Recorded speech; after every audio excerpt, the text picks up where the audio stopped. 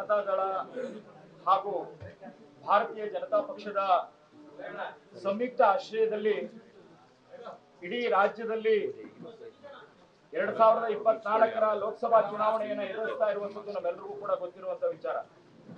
ಹಾಗಾಗಿ ಸಂಯುಕ್ತವಾಗಿ ಇಡೀ ರಾಜ್ಯದಲ್ಲಿರುವಂತಹ 28 ಲೋಕಸಭಾ ಕ್ಷೇತ್ರಗಳನ್ನ ಭಾರತೀಯ ಜನತಾ ಪಕ್ಷ ಮತ್ತು ಜನತಾದಳದ NDA ಗೆಲ್ಲುವ ಮುಖಾಂತರದಲ್ಲಿ ಒಂದು ದಾಖಲೆಯನ್ನು ನಿರ್ಮಾಣ ಮಾಡಬೇಕನ್ನುವಂತಹ ಒಂದು ವಿಚಾರವನ್ನ ಇಟ್ಕೊಂಡೆ ಎರಡೂ ಪಕ್ಷಗಳ ಸಮ್ಮತಿಯ ಆಧಾರದ ಮೇಲೆ ಇವತ್ತು ಮೈಸೂರಿನ ಮತ್ತು ಕೊಡಗು ಲೋಕಸಭಾ ಕ್ಷೇತ್ರದಲ್ಲಿ ನಮ್ಮೆಲ್ಲರ ಪ್ರೀತಿಗೆ ಪಾತ್ರರಾಗಿ ಇಡೀ ಭಾರತ ದೇಶದಲ್ಲಿ ಸಹಜವಾಗೇನೆ ಜಂಟಿ ಅಭ್ಯರ್ಥಿಯಾಗಿ ಬಂದಿರುವಂತದ್ದು ಕೇವಲ ಕಾಂಗ್ರೆಸ್ಗಲ್ಲ, ಅಲ್ಲಿರುವಂತಹ ಪ್ರತಿಯೊಬ್ಬ ಕಾರ್ಯಕರ್ತನ ಮನಸ್ಸಿನಲ್ಲೂ ಕೂಡ ಈಗಾಗಲೇ ಅವರೇ ನಿರ್ಧಾರ ಮಾಡ್ಕೊಂಡಿದ್ದಾರೆ. ಎರಡೂ ಸಂಯುಕ್ತವಾಗಿ ಹೋಗ್ತಾ ಇರುವಂತಹ ಸಂದರ್ಭದಲ್ಲಿ ಮಹಾರಾಜರ ಲೀಡ್ ಎಷ್ಟಾಗಬಹುದು ಅನ್ನುವಂಥದ್ದು ಕೊಡಗು ಜಿಲ್ಲೆಯಲ್ಲಿ ಸಿಕ್ಕಿರುವಂತಹ ಒಂದು ಸ್ವಾಗತವನ್ನ ನೋಡಿದಾಗ ನಮಗನ್ನಿಸ್ತಾ ಇದೆ, ನಿಶ್ಚಿತವಾಗಿ ನಾವು ದೊಡ್ಡ ಅಂತರದಲ್ಲಿ ಗೆಲುವನ್ನು ಸಾಧಿಸ್ತೇವೆ ಅನ್ನುವಂತ ನಂಬಿಕೆ ಇದೆ. ಕಾರಣ ಅದರ ಜೊತೆಯಲ್ಲೇ ಪಕ್ಕದಲ್ಲೇ ಕೂತಿರುವಂತಹ ಕೋಆರ್ಡಿನೇಷನ್ ಅಂತ ಏನ್ ಕರಿತೀವಿ, ಭಾರತೀಯ ಜನತಾ ಪಕ್ಷ ಮತ್ತು ಜನತಾದಳ ಒಂದೇ ಕುಟುಂಬದ ಅಣ್ಣ ತಮ್ಮಂದಿರು ಅಕ್ಕ ತಂಗಿಯರಾಗಿ ಬದುಕಬೇಕಾದಂತಹ ಒಂದು ಸ್ಥಿತಿ ಇದೆ. ಅದಕ್ಕೋಸ್ಕರ ನಾವೆಲ್ಲರೂ ಇವತ್ತು ಇಲ್ಲಿ ಸೇರಿದ್ದೇವೆ. ನಾವೆಲ್ಲರೂ ಅಣ್ಣ ತಮ್ಮಂದರಾಗಿ ಭಾರತ ದೇಶಕ್ಕೋಸ್ಕರವಾಗಿ ತಾಯಿ ಭಾರತಾಂಬೆಯ ಮಕ್ಕಳು ನಾವಿವತ್ತು. ಪಾರ್ಟಿ ಗಿರ್ಟಿ ಏನು ಪ್ರಶ್ನೆನೇ ಇಲ್ಲ. ಆ ತಾಯಿಯ ಮಕ್ಕಳಾಗಿ ನಾವೆಲ್ಲರೂ ಇವತ್ತು ಸೇರಿ ಎಷ್ಟು ಅಂತರದಲ್ಲಿ ಗೆಲ್ಲಿಸಬೇಕನ್ನುವಂತ ಒಂದು ಚಿಂತನೆಯನ್ನ ಇಟ್ಕೊಂಡು ಈ ಸಭೆ ಸೇರಿದೆ.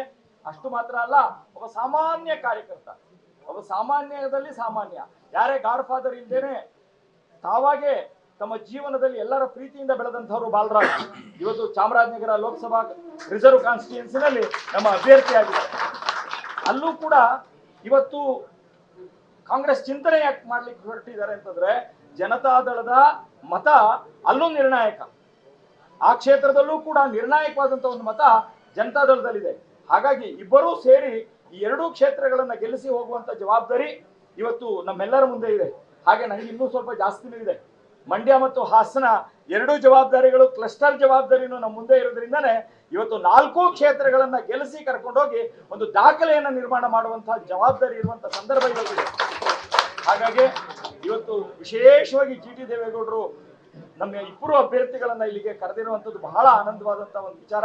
ಹಾಗಾಗಿ ಅವರ ನೇತೃತ್ವದಲ್ಲಿ ಅವರ ಅನುಭವವನ್ನ ತಗೊಂಡು ನಾವೆಲ್ಲರೂ ಕೂಡ 4 ಕ್ಷೇತ್ರಗಳನ್ನ ಗೆಲ್ಲಿಸಲಿಕ್ಕೆ ಬೇಕಾದಂತಹ ಒಂದು ಕಾರ್ಯತತ್ಪರತೆಯನ್ನ ನಾವೆಲ್ಲರೂ ಒಟ್ಟಾಗಿ ಮಾಡೋಣ ಅನ್ನುವಂತಹ ವಿಚಾರವನ್ನ ಹೇಳ್ತಾ ಇವತ್ತು ಈ ಒಂದು ಸಭೆಗೆ ಬಂದಿರುವಂತಹ ಇಬ್ಬರು ಅಭ್ಯರ್ಥಿಗಳು ಡಾಕ್ಟರ್ ಮತ್ತು ವಿಶೇಷವಾಗಿ GT ದೇವೇಗೌಡರಿಗೆ ಮತ್ತೊಂದು ಬಾರಿಗೆ ನಾನು ಆಭಾರಿಯಾಗಿದ್ದೇನೆ. ನಮ್ಮ ಇಲ್ಲಿಂದ ಪ್ರಾರಂಭವಾಗಿದೆ ಇವತ್ತಿನಿಂದ. ಇವತ್ತು ಪ್ರಾರಂಭವಾಗಿದೆ.